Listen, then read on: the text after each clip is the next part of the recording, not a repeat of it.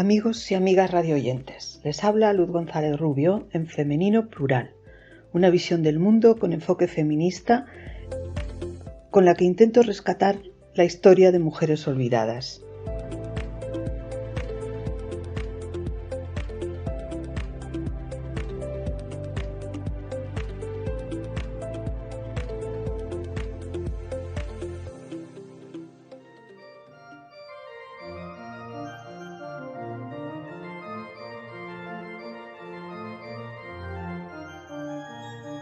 Hoy vamos a hablar de Brianda de Mendoza y Luna, la beguina de Guadalajara. En algunos países de Europa, los beguinatos entran en los circuitos turísticos de ciertas ciudades, por ejemplo en Ámsterdam, en Lovaina, en Brujas. Estos beguinatos son un grupo de casas cercanas unas a las otras que a veces forman recintos cerrados con un patio central y edificios comunes y una capilla. En estas casas vivieron las beguinas, mujeres solteras o viudas, bastante adineradas, que dedican su tiempo y su fortuna a ayudar a los más necesitados, preferentemente mujeres y niños. Crearon escuelas y hospitales donde enseñaban y cuidaban a los enfermos. Viven independiente y sin la autoridad de ningún sacerdote. La palabra española correspondiente a beguina es el de beata. Con el tiempo, el término ha ido adquiriendo otra significación, pero en la época de Brianda de Mendoza, este era su significado. Ella, una mujer de la aristocracia con más poder en el reino de Castilla, emplea su fortuna, la que hereda de su familia, para crear un beaterío. Consigue la autorización del Papa para esta fundación y usa el palacio que hereda de su tío Antonio Hurtado de Mendoza para tal fin. En él acoge a varias mujeres acusadas de alumbradas, librándolas así de los calabozos de la Inquisición. El relato lo dividimos en dos partes. En la primera hablaremos de la vida familiar de Brianda y de la creación de su beaterío. En la segunda lo haremos de las reglas que escribe para esta fundación, de su testamento y su apoyo a la nueva espiritualidad que emerge en esta época. Brianda hace uso del prestigio de su apellido para proteger a los perseguidos por practicar una religión que da más importancia a la oración mental y a la relación directa del individuo con Dios. Hoy se puede ver su sepulcro, una de las mejores obras de arte del Renacimiento de esta provincia de Guadalajara, que es obra del arquitecto Covarrubias, que también hizo por encargo suyo la iglesia de la Piedad para su casa de beatas.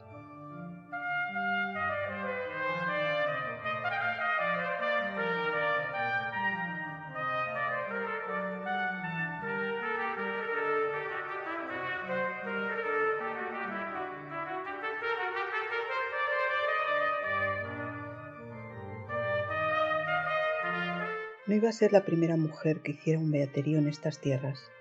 En Alcalá ya lo había hecho Leonor de Mascareñas, que dio casas a María de Jesús y a otras. También en Toledo, doña Beatriz de Silva había creado un beaterío con ayuda de Isabel la Católica. Aquella mujer, Leonor, no sabía leer y en un año aprendió a hacerlo y también a escribir. Tantas mujeres hay que se mueren encerradas en sus casas sin que el mundo aproveche el bien que hubieran podido hacer.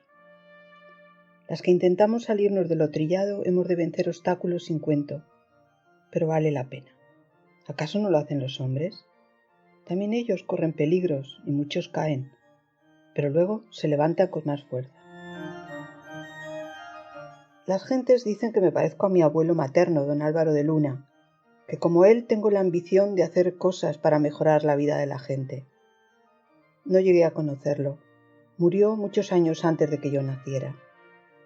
Sabía que le gustaba cabalgar, que era amante de los libros, que había escrito uno defendiendo el valor de las mujeres, que escribía poesía y gustaba de juntarse con trovadores y eruditos en la corte.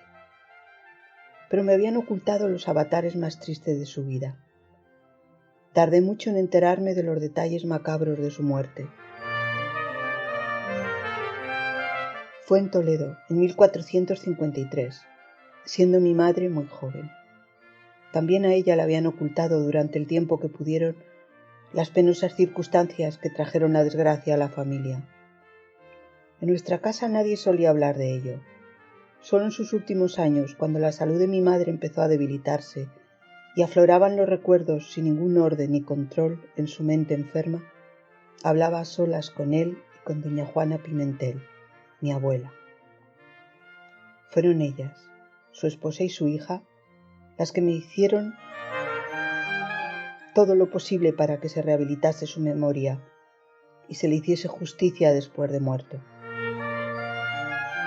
Cuánto sufrimiento para una niña. Seguramente amaba a su padre tanto como yo amaba al mío. También mi padre, don Íñigo, me quería a mí más que a nadie. Ah, si fueras varón, se lamentaba.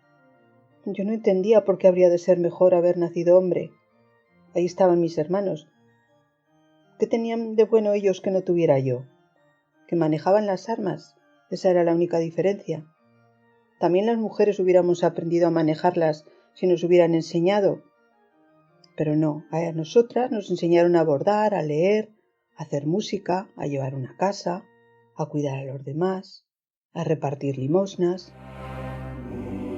Mi padre casi siempre estaba ausente. Por eso era una fiesta cuando venía. Por fin había acabado la guerra de Granada, de la que trajo muchos honores y riquezas. Entonces empezó a construir castillos y palacios que apenas llegó a ocupar. Vanidad de vanidades. Murió el 14 de julio del año de 1500. Año funesto que los agoreros señalaban como el del fin del mundo. Por las calles se veían flagelantes que venían de otras tierras y contagiaban a los de las villas cercanas del miedo al juicio final. En las iglesias los predicadores hablaban de las penas del infierno y de la necesidad de sacar las almas del purgatorio. Venían peregrinos y mendicantes pregonando señales de que el mundo se acababa. Para algunos se acabó, para los que se murieron, unos de enfermedades, otros de hambre y los más de viejos, como siempre ocurría. Tenía entonces 30 años cumplidos cuando murió mi padre, una edad en la que las decisiones que se toman en la vida ya no tienen vuelta atrás. Asistí a la solemnidad de los actos con la plena convicción de la vanidad de todo. Aquellas pompas fúnebres no eran sino ostentación del poder de nuestra familia. No habíamos aprendido lo poco que valen la gloria y la fama. Mi madre, sin perder el orgullo, ni siquiera en su dolor, presidía el funeral al lado del féretro. Iba vestida con sus tocas de viuda y un velo negro que le tapaba la cara. Jamás la tristeza me ha hecho bajar la cabeza. Lo aprendí de tu abuela, la triste condesa. Al cadalso con la cabeza bien alta, era su lema. Los pasos del cortejo sonaban como una música silenciosa en las calles. El olor de las ceras llegaba hasta los barrios más humildes de la ciudad. También yo ocupé un lugar de honor en el funeral junto a mi madre, con el único fin de que se apoyara en mí en caso de desvanecimiento. Tal era su dolor. Una vez depositado el cuerpo en la cripta, la dejé acostada en sus aposentos. Junto a mi tío Antonio de Mendoza, el hermano de mi padre, me recogí en la capilla del palacio y oramos en silencio. Aquel día, postrada ante el sagrario, me prometí a mí misma no ceder nunca más a las exigencias cortesanas. Pedí ayuda al Señor para lograrlo y le di gracias por hacerme ver que la vida era demasiado corta para desperdiciarla en demandas del mundo. Que otros presidieran el banquete fúnebre. Desde ese mismo instante decidí que no me iba a prestar a vanaglorias mundanas. No quería más honras ni condolencias. Afortunadamente había nacido mujer. Sería mi hermano, el heredero, el que se ocupara de la hacienda y de dar ilustre al apellido de la familia, con su asistencia a actos de la corte. Nadie pondría grandes obstáculos a que me recluyera en el Palacio de Guadalajara. Verían bien que me quedara soltera para cuidar de mi madre hasta el final de sus días. También ella, enferma como estaba, y con el dolor de la pérdida, gustaba de la soledad. Así que nos encerramos en el palacio a pasar nuestro duelo. Madre, ¿con quién hablas? Con las sombras, hija. ¿Qué sombras? Las de mi padre. Mi abuelo, don Álvaro de Luna, había sido ajusticiado en Valladolid y enterrado de limosnas. Su cabeza cortada, colgada del pincho de un garabato sobre una columna, expuesta a la vista de todos, como se hace con los que cometen los peores crímenes. Ya ves, hija, de lo más alto a lo más bajo solo hay un escalón. No hay escalones en Dios, madre. Para Él todos somos iguales, criados y señores, todos somos sus hijos. Así era en el interior del palacio. Amas y criadas rezábamos juntas en la capilla, y juntas salíamos a las calles a pedir limosna y a hacerla. En las habitaciones de huéspedes casi siempre había algún enfermo o peregrino con el que hacer caridad. Mientras mi madre continuara con vida, me tendría a su lado. Debía vigilar que las sombras con las que hablaba no se apoderaran de ella. ¿Qué pasó con ese Enrique de Aragón de tan mal recuerdo? No es mía esa memoria. Yo no conocía al infante. Era mi padre quien hablaba del malnacido secuestrador del rey Juan. Las crónicas y los romances hablan del atraco a Tordesillas. Aquel infante malnacido, no contento con lo que había heredado, quería quitarle el trono de Castilla a su primo, el rey don Juan, y atacó Tordesillas para hacerlo prisionero. La primera hazaña de tu abuelo fue que liberó al rey de su carcelero con ayuda de tropas del concejo de Toledo. Lo sacó de su prisión en la ciudad toledana de Talavera de la Reina y lo llevó al castillo de Montalbán. Se hicieron muy amigos entonces. Lucharon los dos mano a mano para defender sus vidas y no entregar el castillo. Tu abuelo fue recompensado. El rey se lo regaló a él para que lo siguiera defendiendo durante toda su vida. Aunque a su esposa, la reina María de Aragón, no le gustó que se lo dieran, porque lo había heredado ella de su madre y lo quería mantener. A mí nunca me gustó aquel castillo. Debió habérselo dejado a la reina. Todo es pasado, madre, vivamos el presente. Sí, hija, pero se debe honrar a los padres. Es el cuarto mandamiento. Ay, la honra. No me seas blasfema. La honra, sí. No había quien pudiera negarle a doña María de Luna y Pimentel el sufrimiento y los trabajos que había hecho para recuperar esa honra. Su afán se había visto reforzado por el deseo de cumplir con el cuarto mandamiento. Su familia se merecía esfuerzos más grandes. Le seguían doliendo los recuerdos. Su padre decapitado en plaza pública, su madre, su hermano y ella atrincherados en el castillo de Escalona, y los enemigos, como buitres, lanzados a desvalijarlos y quedarse con sus posesiones. Pudieron darse por vencidos y entregarse a ellos, pero entonces no hubiera podido restablecerse nunca el honor de la familia. Su madre, doña Juana Pimentel, mi abuela, la triste condesa, sacó fuerzas de flaqueza con el fin de ganarles la partida a los enemigos, al menos en lo de la honra. Resistieron. No se rindió ante tropas ni súplicas, sino que negoció su entrega con el mismo rey. Ese amigo de su marido, que así le había pagado toda una vida de servicio a la corona,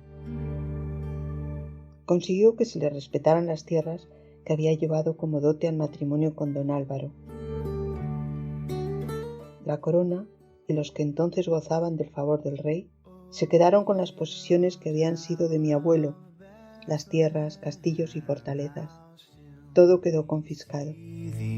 De algunos lugares tuvieron tiempo de sacar muebles y baúles llenos con todo lo que pudieron transportar.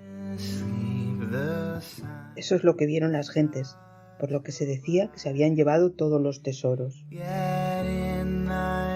Mi madre obró con valor y con justicia. Al enemigo, lo menos. Si se hubieran quedado en la más absoluta indigencia, ahora sus descendientes no podríamos hacer caridad en Guadalajara con sus rentas. Mi abuela, doña Juana, donó a esta ciudad de esas y otras fincas en agradecimiento. Y todavía le quedó patrimonio para educar a sus 2 hijos en abundancia. En su casa solo faltaba la alegría.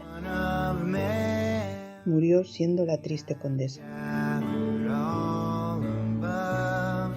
Tanto mi tío Juan, al que llamaron como su padrino el rey, que asistió a su bautizo junto a la reina, como mi madre, han tenido riquezas hasta el fin de sus días. Mi abuela hizo su trabajo y mi madre el suyo. Cada una honró a la familia a su manera. Pasó el tiempo. Los enemigos de mi abuelo se fueron muriendo y todos fuimos olvidando. El cadáver se desenterró y ocupó una digna tumba en la Catedral de Toledo, en Girola, en la capilla de Santiago, que don Álvaro había mandado hacer. Allí reposan los 2, mis 2 abuelos, don Álvaro y doña Juana, la triste condesa, que tras una larga vida, a los 84 años, se reunió con su esposo. Su hija María, mi madre, como buena hija, se ocupó de que los mejores orfebres labraran los sarcófagos de ambos. Sebastián de Almonacid y Pablo Ortiz lo hicieron. Esculpieron las 2 figuras yacentes según el retrato que tenían en vida los finados. En las esquinas pusieron figuras de frailes con hábito franciscano que rezaran por ellos. Y encima ángeles que cantaran el triunfo de las almas sobre la muerte. Triste fortuna la de las glorias mundanas. Sin embargo, mi madre se consolaba con aquella reaparición de la memoria paterna. Es triste que para algunos esa sea la única manera de hacer justicia con los muertos. Cuando terminó de hacerlo ya no le quedaba sino esperar a la muerte. Había cumplido su cometido como mejor pudo. No se quejaba de la vida que había tenido. Otros habían quedado huérfanos a una edad más joven que la suya. De su padre, don Álvaro, le quedaban profundos recuerdos y la mayor enseñanza que la vida pasa y que la fortuna es mudable. Había que depositar el tesoro donde ni la polilla lo alcanzase. Eso me enseñó a mí. Mi herencia materna nunca había sido una mancha en mi blasón, todo lo contrario. Estaba muy orgullosa de aquel hombre que de cuna humilde había conquistado la más alta de las cimas. La sabiduría de pueblo de mi abuela la Cañeta corría por sus venas. ¿Quién si no habría servido de inspiración para las virtuosas y claras mujeres que escribió? Tenía noticia de un ejemplar del libro en vitela, con adornos de vegetales y hombres, y el escudo de armas de don Álvaro, que había sido propiedad de la reina Isabel. La fama había hecho que circularan copias mucho más modestas, algunas en papel como la que estaba en su poder. La reina doña María, la primera esposa del rey Juan, le encargó el libro a mi abuelo para defender a las mujeres de su reino de los ataques de muchos hombres de la corte. En todos los tiempos se atacaba a la mujer, no solo en su época. Hasta los más cristianos las vilipendiaban. Se olvidaban de que Jesús había sido amigo de las prostitutas y en vez de condenarlas había dicho aquello de que quien esté libre de culpa tire la primera piedra. Y también dijo de que ellas nos precederían en el reino de los cielos. Como las virtuosas mujeres cristianas del tercer libro de mi abuelo, también yo desobedecí las órdenes paternas de casarme y tener hijos para dedicarme enteramente a Dios. Imitaría la castidad y la paciencia, virtudes de las protagonistas del libro. Sufriría las críticas malévolas de las gentes de mi época, como Santa Teodora sufrió las de la suya, y gastaría mi fortuna en ayudar a los necesitados, sin preocuparme de guardar para el porvenir, como hiciera Santa Anastasia, con la confianza de que el Señor haría conmigo las mismas mercedes. Si me enviaban a la cárcel, ya me alimentarían allí los ángeles, como hicieron con la santa del libro. Ana, la madre de la Virgen, Inés, Pelagia, Eufemia, Justina, María Magdalena, Marta, Cristina, Catalina. Había escritos tantos ejemplos a seguir. Mujeres mucho más hermosas que yo y de familias tan nobles como la mía, que abandonan el mundo para seguir el Evangelio. Mi abuelo decía de ellas que con este proceder demostraban ser tan sabias como Sócrates y los filósofos de la antigüedad. También eran muchos los libros que se burlaban de las mujeres. Querían verlas sin salir de sus casas, obedecer al padre y al marido sin abrir la boca, sin más ocupación que la de guisar, barrer, lavar y zurcir la ropa de su familia. Y las nobles bordar sin otras inquietudes que las de agradar al esposo. Eso decía Pere Torreellas en el maldecir de las mujeres, y el arcipreste de Talavera en el Corbacho. Hasta mi propio abuelo paterno, el marqués de Santillana, escribió versos contra las mujeres. Muchas de estas poesías están recogidas en los cancioneros. Esos ataques no eran cristianos. Hizo muy bien mi abuelo materno en defender la igualdad de hombres y mujeres, porque los dos van a la par en vicios y virtudes.